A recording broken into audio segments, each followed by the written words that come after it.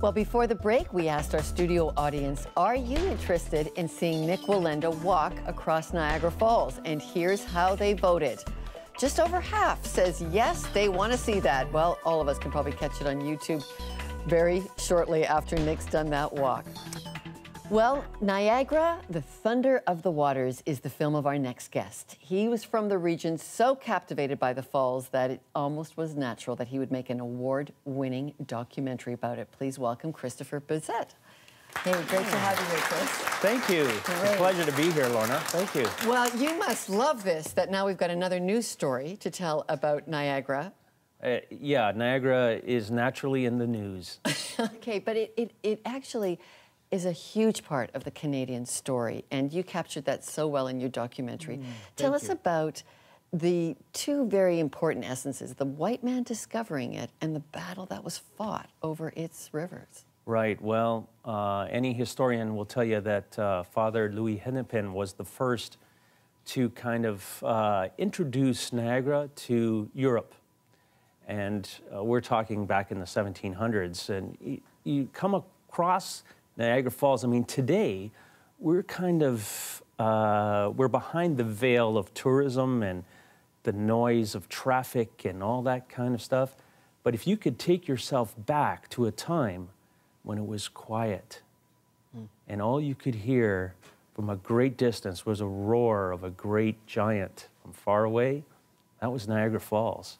And that would be something that, you know, for man at that time, for sure, something that you'd have to experience firsthand. Father Hennepin was exploring for the church. I mean, there's still a Catholic convent right above Niagara Falls in the most beautiful location.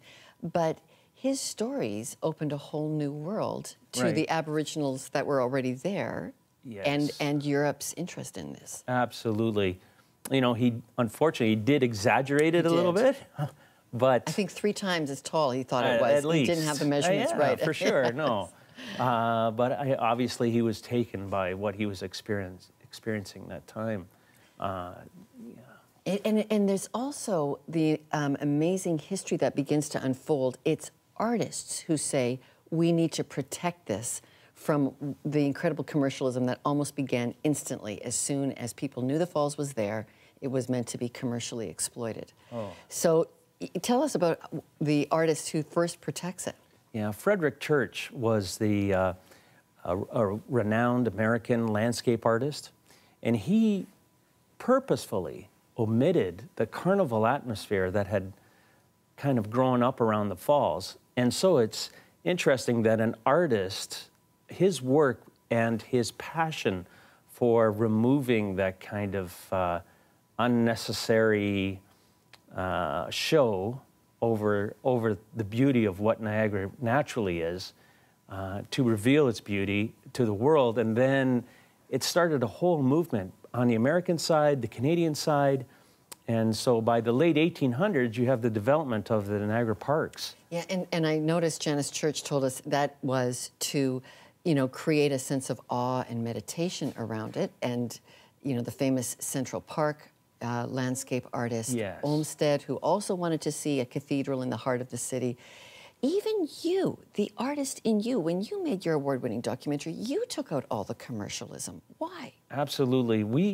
What we wanted to do is, I wanted to make a film that was very unique and different from what everybody would assume to expect is, you know, the stunters and all the carnival atmosphere and everything that goes along with Niagara Falls.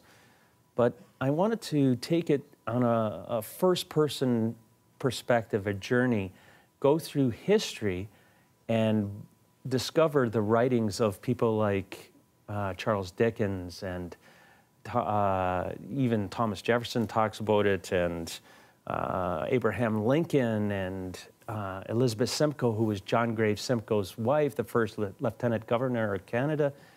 I mean, from these people come the experience of coming to Niagara. And so that's the way I wanted to approach it, was to kind of look for and discover what is it that has drawn people over the years to experience Niagara. Is it what you close your film with? the Aboriginal prayer. I don't know if it's a prayer so much as an acknowledgement. Yeah. Tell us about that. In essence, it was an account of Native North American Indians returning to that area in the mid-1800s. And they said they give credit to the Creator, the Great Spirit, for making these. And he said, there we see his smile.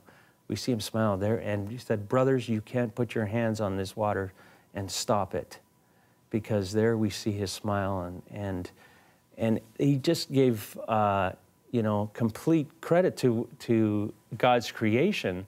And I think somehow, and for me, I thought, wow, that's the answer. Well, there it is. That's why Lincoln and Dickens and all these notables from around the world come. I've got to experience it, because it's almost like a way to experience this awesome power and see this magnificent thing that man could never come close to. And in some way, you know, see the fingerprint of God. All right. Well, Christopher Bessette, thank you very much. Oh, it's been my pleasure. Thank you, Lorna. Thank you. Coming up, Roger Woodward was 7 years old when he accidentally fell over Niagara Falls. His miraculous survival story next. Oh, I love it. Beautiful place. It's my first visit, like, over here, and it's outstanding. It's just too beautiful. It's wet. Yeah, you walk around here and you come, and then it's getting colder, but you have the view, and it's incredible. It's a really pretty place. It's like two sides, so it's really nice. As like the rainbow comes right over it, so it's really pretty.